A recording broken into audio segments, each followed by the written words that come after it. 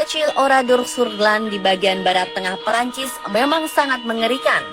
Pada tanggal 10 Juni 1944, sebanyak 642 penduduk tak berdosa dibunuh secara kejam oleh tentara Jerman karena mendengar kabar dua anggotanya disandera oleh militan setempat.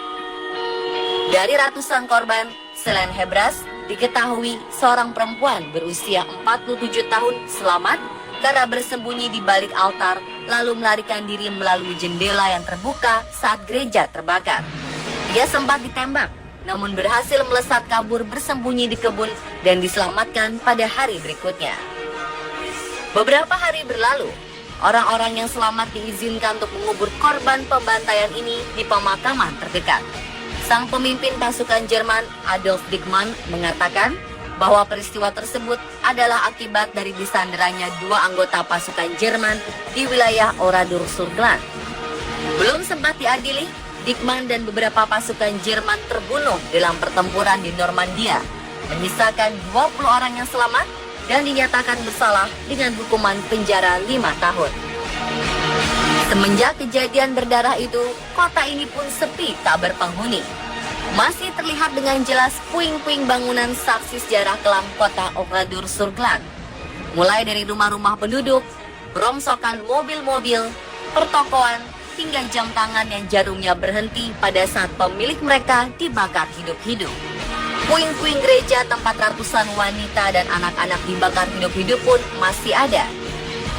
Sebelum masuk ke dalam kota Oradour-sur-Glane, terdapat sebuah tugu dengan puncak sesosok patung wanita yang sedang terbakar. Tak hanya itu, di depan gerbang pintu masuk terdapat sebuah tulisan Souviens-toi yang memiliki arti tenanglah. Tidak jauh dari kota mati Oradour-sur-Glane, pada tahun 1953, pemerintah Prancis membangun kota Oradour yang baru dengan jumlah penduduk lebih dari 2.200 orang.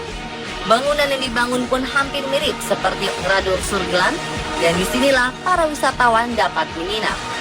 Ketika mulai banyak wisatawan yang mendatangi kota hantu ini, kisah-kisah mistis pun muncul.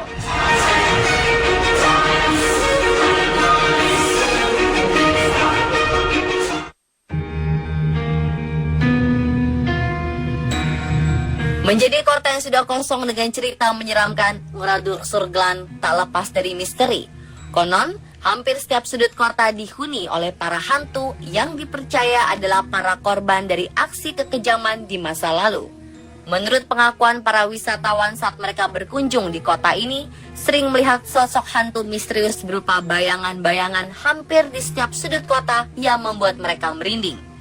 Di sumur tua usang yang menjadi salah satu tempat pembuangan jenazah korban kekejaman pasukan Jerman, juga sering terlihat sosok-sosok mengerikan.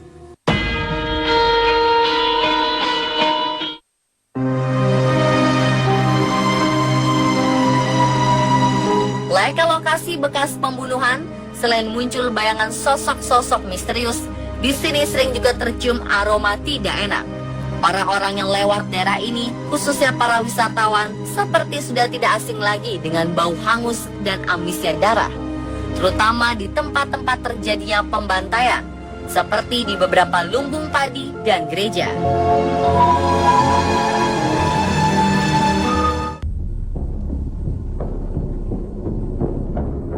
Tak cuma bau hangus dan amis darah yang masih tercium ketika memasuki kawasan ini, para wisatawan juga sering mendengar suara tangisan wanita dan anak-anak pada malam hari.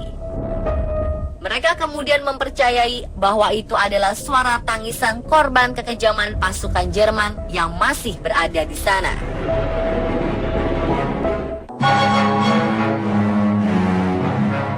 Kejanggalan demi kejanggalan seolah tak berhenti sampai situ saja.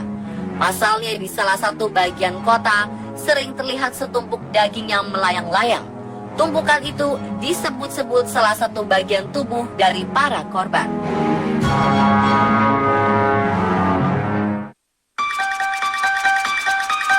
Di antara tempat-tempat lain di kota hantu Oradour-sur-Glane, kuburan massal ini adalah lokasi paling horor yang membuat para wisatawan merinding. Disebut juga sebagai pusat teror hantu. Di sini dihuni oleh beberapa sosok makhluk gaib yang selalu menampakkan wujudnya dalam kondisi tidak lengkap dan berwajah hangus.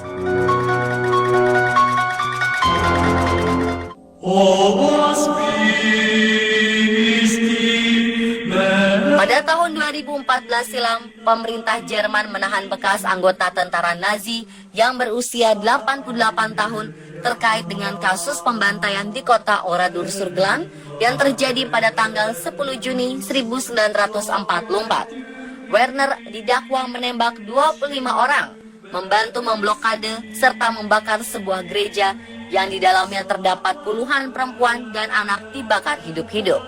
Werner pun membantah telah terlibat dalam pembantaian sadis tersebut, yang menyatakan tidak berada di tempat saat kejadian.